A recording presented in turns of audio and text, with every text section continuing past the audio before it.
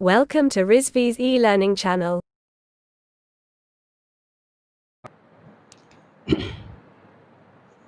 हाँ, good morning class. मेरा नाम हामिद अहमद है। मैं आप लोगों को सेंसर एंड ट्रांसड्यूसर पढ़ाता हूँ। पिछली क्लास में हम लोगों ने क्या पढ़ा था? Measurement of displacement using potentiometer. इसके पहले वाले क्लास में हम लोग पढ़ा था measurement of displacement using potentiometer. ठीक, उसके हमने क्लासिफिकेशन के बारे में पढ़ा, ये सब पढ़ा। आज हम लोग उसके वर्किंग फंक्शन के बारे में पढ़ेंगे। क्या पढ़ेंगे? Principle of working function of potentiometer. तो ठीक है, उसके पहले मैं आप लोग को थोड़ा उसके बारे में बता देता हूँ क्या है। क्या है ये पोटेंशियोमीटर एक प्रकार का ट्रांसड्यूसर है जो डिस्प्लेसमेंट को इलेक्ट्रिकल सिग्नल में बदलता है। ये हुआ। अब इसका सिद्धांत क्या है? सिद्धांत क्या है? यह एक रजिस्टिव एलिमेंट है जो रेजिस्टेंस बेस पे कार्य करता है और रेजिस्टेंस बेस पे ही रजिस्टर को चेंज करता है। ये रजिस्टिव एलिमेंट है जो रेजिस्टेंस बेस पे ही अपने रजिस्टर को चेंज करता है। ठीक है, इसमें क्या है? यह एक प्रकार का पैसिव एलिमेंट है जिसमें कार्य करने के लिए बाहर से सप्लाई की ज़रूरत होती है।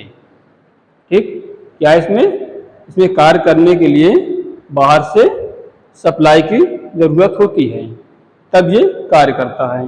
ठीक, और हम इसको क्लासिफिकेशन ट्रांसफर को दो प्रकार से देख सकते हैं। कैसे? पहला क्या हो जाएगा? एनालॉग, दूसरा डिजिटल। यह किस प्रकार का ट्रांसड्यूसर है? एनालॉग ट्रांसड्यूसर है। ये एनालॉग ट्रांसड्यूसर है। ठीक है, चलिए, ये हमारा क्या है? इनपुट वोल्टेज है। क्या है? Input voltage.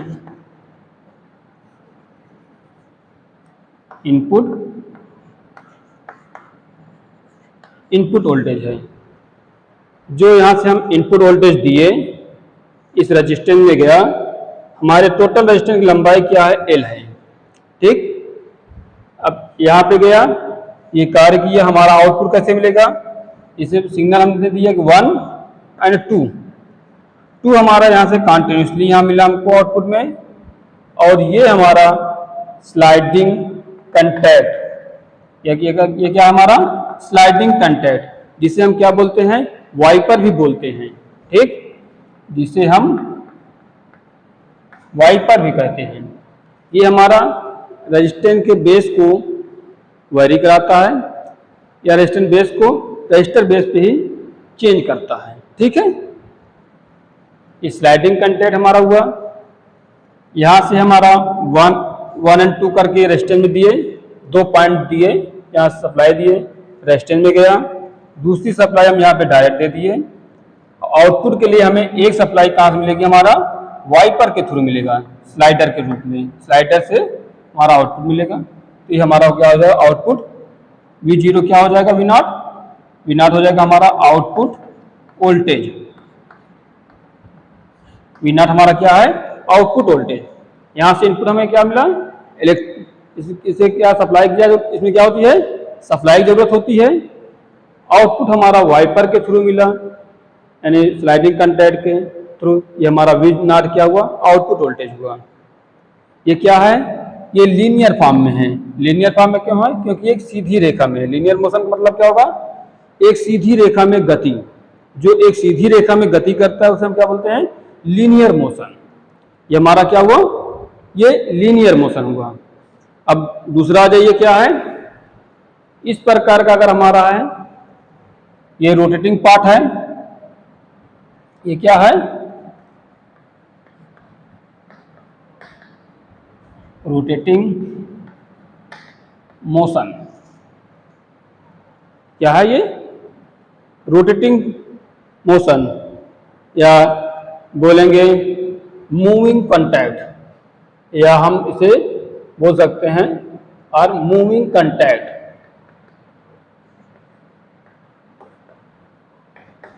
से रोटेटिंग मोशन का हम बोलेंगे या मूविंग कंटैक्ट बोलेंगे, क्योंकि ये जो है क्या मूव कर रहा है, रोटेट कर रहा है। ठीक है,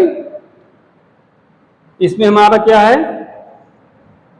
स्लाइडिंग कंटैक्ट, क्या है हमारा थीटा आई, स्लाइडिंग कंटैक्ट थीटा आई। जब यहाँ पे हम वाइपर रखे, ये मूव कराए, यहाँ गया तो हमारा क्या बना थीटा टी, क्या बना थीटा टी। ये क्या होगा हमारा मूविंग कंटैक्ट, क्या होगा मूविंग कंटैक्ट थीटा टी। ठीक, इसमें हम सप्लाई 5 देंगे, ये हमारा इनपुट वोल्टेज हुआ,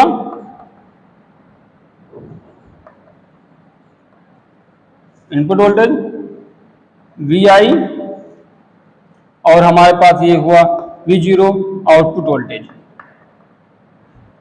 ये किसके थ्रू मिलेगा हमारे रोटेटिव यानी मूविंग कंटैक्ट के थ्रू, रोटेटिंग कंटैक्ट के थ्रू। ये हमारा क्या है वाइपर है, ये क्या है वाइपर, ये हमारा वाइपर है। ठीक है, पहले हम वाइपर को यहाँ पे रखे, जैसे ये मूव कराए तो हमारा क्या हमारा बना मूविंग कंटैक्ट थीटा टी, और स्लाइडिंग कंटैक्ट हमारा क्या था थीटा आई। इस तरह के पार्ट को क्या बोलेंगे हम रोटेशन मोशन, इस तरह के पार्ट को हम क्या बोलेंगे रोटेशन मोशन, क्योंकि ये पूरा पूरा रोटेटिंग पार्ट में है, यानी ये गोलाकार चक्र टाइप में है। इस तरह इस प्रकार के एक गोलेकार को क्या बोलेंगे रोटेटिंग मोशन, जो चारों तरफ आपका रोटेट करता है। ठीक है, अब अगला टॉपिक आते हैं, इसमें क्या होता है, इसमें एक लीनियर फॉर्म होगा और रोटेशन फॉर्म होगा। पहले लीनियर, रोटेशन, फिर लीनियर, फिर रोटेशन, फिर लीनियर, फिर रोटेशन, लीनियर करके ये हमारा आउटपुट वोल्टेज हुआ, आउटपुट वोल्टेज हुआ। आउटपुट वोल्टेज में हमारा 2 टर्मिनल हुए 1 एंड 2, जिसमें 1 हमारा यहां तक आया, और ये हमारा आउटपुट वोल्टेज जो है ये हमारा वाइपर के थ्रू, यानी यहाँ पे हमारा जो स्लाइडर लगा है वाइपर लगा है, वाइपर हमारा किस पे है लीनियर मोशन पे है, लीनियर वाले पे है, यहाँ पे लीनियर पे है, लीनियर पोर्ट पे है। इससे हमारा क्या मिला आउटपुट वोल्टेज। ये क्या है लीनियर पार्ट है, ये क्या है ये लीनियर पार्ट है। लीनियर पार्ट का मतलब एक सीधी रेखा में गति, और ये हमारा क्या हुआ रोटेशन पार्ट, यानी कि चारों ओर घूमने वाली गति, यानी रोटेट करने वाली गति, ये रोटेशन पार्ट हुआ। इस तरह का पार्ट क्या बोलेंगे हम लोग हेलीपोर्ट, क्या बोलेंगे हेलीपोर्ट। इस तरह का पार्ट हमेशा क्या कहलाते हैं हेलीपोर्ट, है ना। अब ये किस मटेरियल का बना होता है, ये कार्बन फिल्म रेजिस्टर का भी हो सकता है, सिरामिक भी हो सकता है, वायर बैंड भी हो सकता है, मेटल फिल्म रजिस्टर भी हो सकता है। ठीक है, चलिए ये आप तो इसके सिद्धांत कर लिए। अब आइए क्या पढ़ते हैं प्रिंसिपल ऑफ वर्किंग फंक्शन। अब क्या पढ़ेंगे प्रिंसिपल ऑफ वर्किंग फंक्शन। ठीक,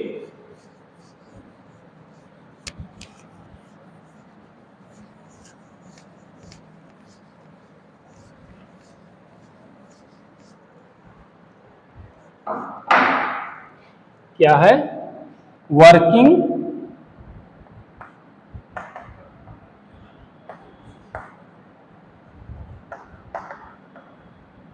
फंक्शन। ठीक है, चलिए आइए पढ़ते हैं वर्किंग फंक्शन के बारे में। तो वर्किंग फंक्शन क्या है, सबसे पहले आप देखिए वर्किंग फंक्शन। आइए ये क्या हमारा इनपुट वोल्टेज है, क्या है इनपुट वोल्टेज। चलिए ये इनपुट वोल्टेज हुआ, ये हमारी पूरी डिस्टेंस जो है xt हो जाएगी, ये पूरी डिस्टेंस हो जाएगी xt। ये हमारा xi है ना। यहाँ पे हमारा क्या है हो जाएगा एक लीनियर वेरिएबल हो जाएगा rn। ठीक, अब ये क्या है, ये हमारा क्या है एक मिनट इसे हट।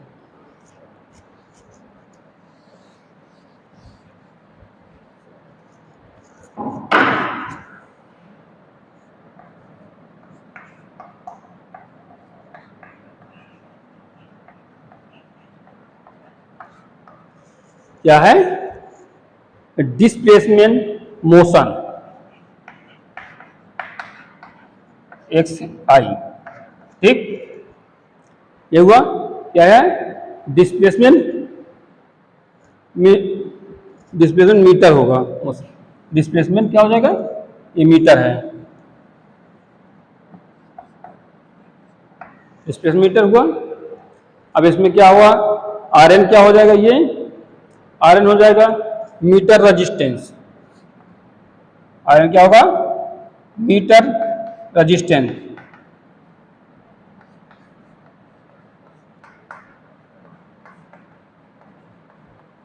मीटर रजिस्टेंस, ठीक है। ये हमारा आउटपुट वोल्टेज है ही है ना। इसमें क्या देखेंगे? We I. वी आई क्या है हमारा? Input voltage. क्या हमारा V I? Input voltage. RP क्या हो जाएगा?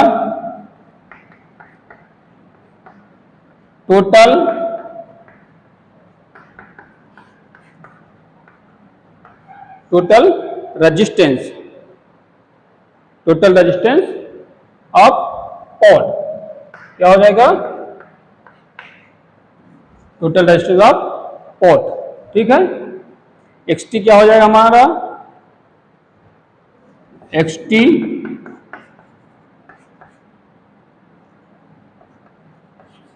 टोटल क्या हो जाएगा? एक्सटी टोटल लेंथ ऑफ क्या हो जाएगा?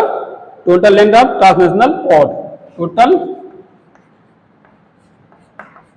लेंथ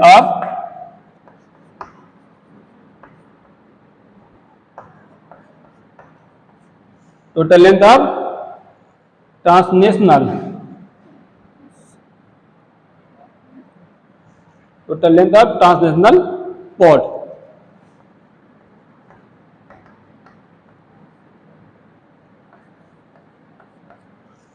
ट्रांसलेशनल पॉट, ठीक है। अब एक्सआई क्या हो जाएगा हमारा? ये एक्सआई क्या होगा? Displacement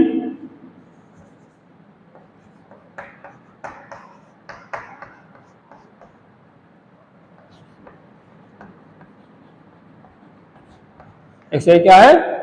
displacement off shoulder arm.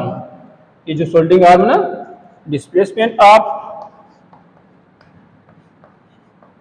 Shoulder arm, ठीक। ये क्या हुआ? XI displacement off shoulder arm. अब ये आपका V0 क्या हुआ? V0 आउटपुट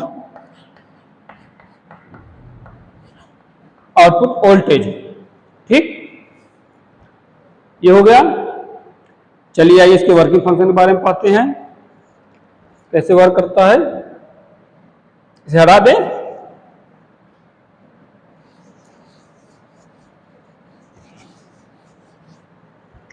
चलिए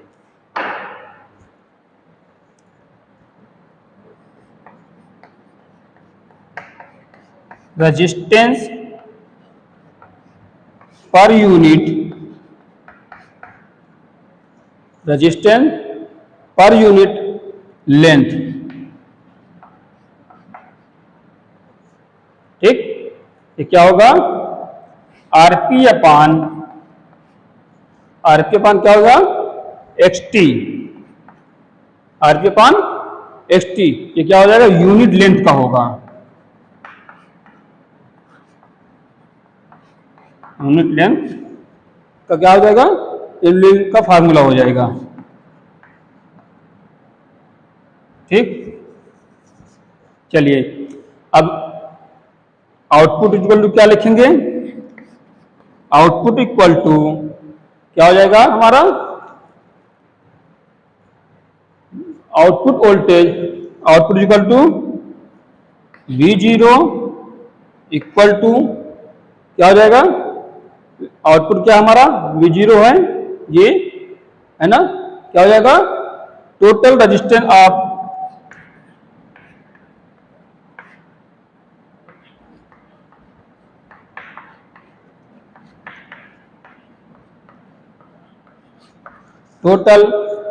of output terminal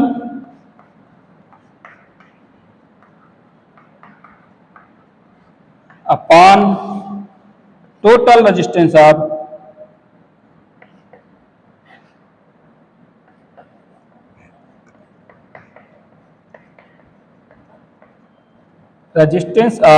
input terminal.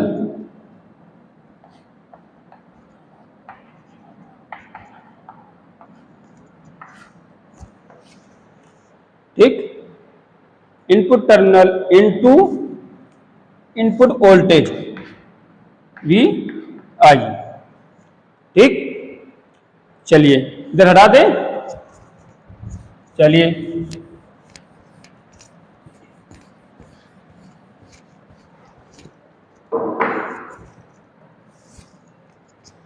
अब क्या हो जाएगा, ये हमारा तो इनपुट वोल्टेज है, तो क्या हो जाएगा, अगर आप फार्मूला पुट करें तो क्या हो जाएगा, RP upon x T into X i upon input क्या है, ये आउटपुट टर्मिनल रेजिस्टेंस क्या है, इनपुट टर्मिनल का रेजिस्टेंस क्या है, आरपी है ना, आरपी, फिर है ये आपका वी आई हुआ।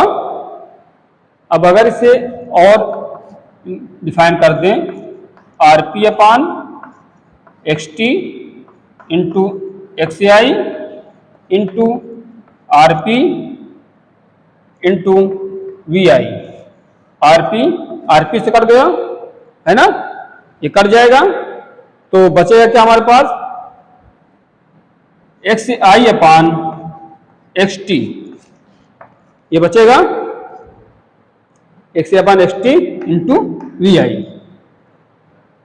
ये बताओ v naught is equal to x upon x t, ये क्या है, आउटपुट टर्मिनल फार्मूला है आउटपुट वोल्टेज का।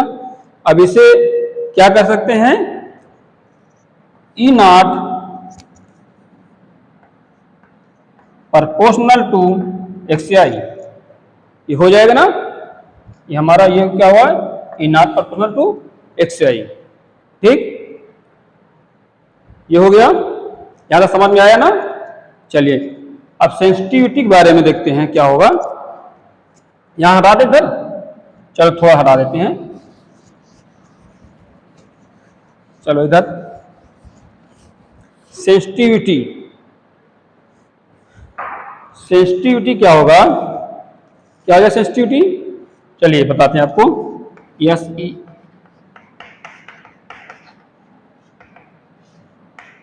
सेंसिटिविटी क्या होगा, आउटपुट टर्मिनल अपान इनपुट टर्मिनल, आउटपुट अपान इनपुट।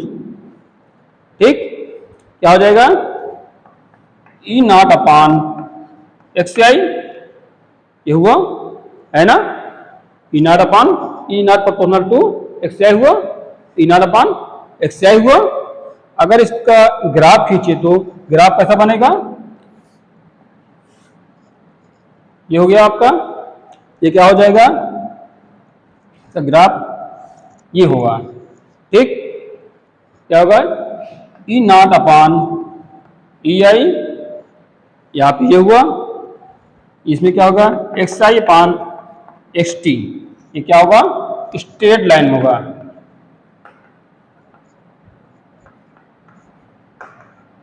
Straight line. ठीक, ये हो गया। रोटेशन पाथ में इसका मोशन क्या हो जाएगा, ये हो गया। अगर रोटेशन पाथ में इसका मोशन देखें,